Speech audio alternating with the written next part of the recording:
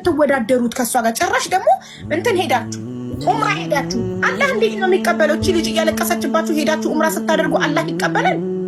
እስቲ ይቀበላል? ይኸውልሽ ሀቢባ ያነ የአላህ ቤት ነው ገባሽ? ቤት አላህ አይቀበልም። አላህ ዝልምን አይወድም። አላህ ግፍን አይወድም። ዝልምን እንደማይወድ አውቃለሁ ጠንቅቄ።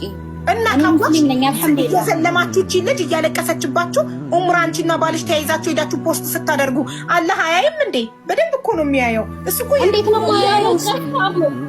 አቡ እያለቀስኩ ባካችሁ ለልጅ የምልከው የለኝም እያልኳቸው ወይስ እያዳመጡ ጸጥ ነው የሚሉኝ? ምን ታመጣለች ብለው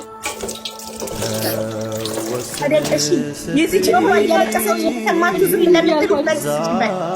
እሺ እሱ ያንዲ ዝም በይ መልስ ትስጡም ቢላል በፍጹም አንድ ቀን እየለመነቻችሁ ማለት ነው። እየለመነቻችሁ ቮይሷን እየሰማችሁ ማትመልሱት ለምንድን ነው? ይኸውልሽ አቦዬ እኔ ቮይሷን የማልመልስበት ምክንያት ማለት ነው መልሼላታለሁ ከአንድም ሁለቴ ማለት ነው። ቤተሰብነን ቤተሰብና ቤተሰብ ይጋጫል ብዬ ነው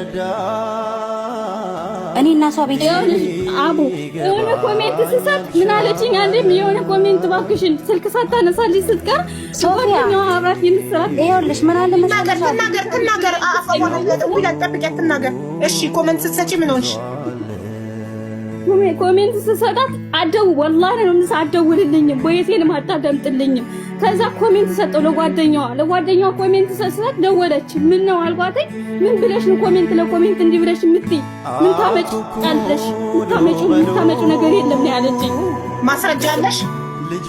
እኔ አለኝ ሪከርድ አለኝ፣ ወላሂ አለኝ ሪከርድ አለኝ። ህዝብ ይሰማዋል። ባይፋል ላኪ ልትፈታው።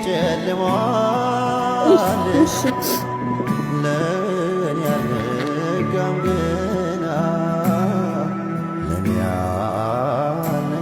ፈጣሪ እኮ ያያል እያንዳንዱን ነገር። ይሄ ብር የት እንደገባ ያያል ከላይ ሆኖ። ከዛ በምን ይከፍላል ፈጣሪ? በአደጋ አካልን በማጉደል በበሽታ እንደዚህ የበታቻችሁ ላይ እናንተ የበላይነት የሚሰማችሁ እናንተ ሰው ላይ ጉልበተኛ የምትሆኑ ምንም አታመጪም የምትሉ ሰው ፊት ሲሆን ደግ የምትመስሉ ለብቻችሁ ሲሆኑ ጨካኝ ክፉ የምትሆኑ ሰዎች ፈጣሪ በበሽታ በአደጋ ህይወታችሁን በማመሰቃቀል ነው የሚከፍላችሁ።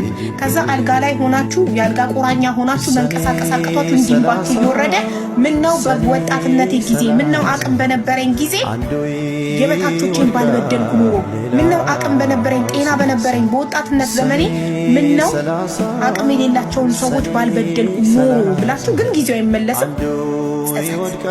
ለቅሶ በጣም ብዙ ሰዎች የሰው ሀቅ የሰው እንባ ያለባቸው ሰዎች ህይወታቸው ምስቅልቅል ትዳራቸው ብጥብጥ ብሏል። እያየንም ነው። እያንዳንዱ የሰው ላብ ያለባችሁ እያንዳንዱ የሰው እንባ ያለባችሁ ሰዎች ይጠብቁ።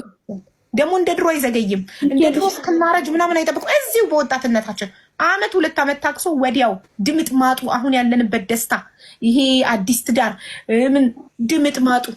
ባል ይማግጣል፣ ሚስት ፍርድ ቤት በላለች፣ ወይ መኪና አደጋ ደርሶበት ባለ አካሉ ይጎላል ምናምን። ሰውን የሚበድሉ ሰዎች አሁን የት ነው ያሉት? እስኪ እዋቸው የበላይነት የሚሰማቸው የበታቾቻቸውን እኛ ይቃማለን እናንተ ይቃማ የላችሁም እያሉ ይቃማ የሌላቸውን ሰዎች እቁብ እያሰበሰቡ ብር የሚበሉ እየተበደሩ የሚሸመጥጡ አስቀምጡልኝ ብለው ባደራ እያስቀምጡ የሚበሏቸው ምን ላይ ናቸው? በሽታ ላይ አልጋ ላይ ትዳራቸው ፈርሶ ህይወታቸው ተናግቶ በየሆስፒታሉ ነው የምታገኟቸው። አሁን በየሆስፒታሉ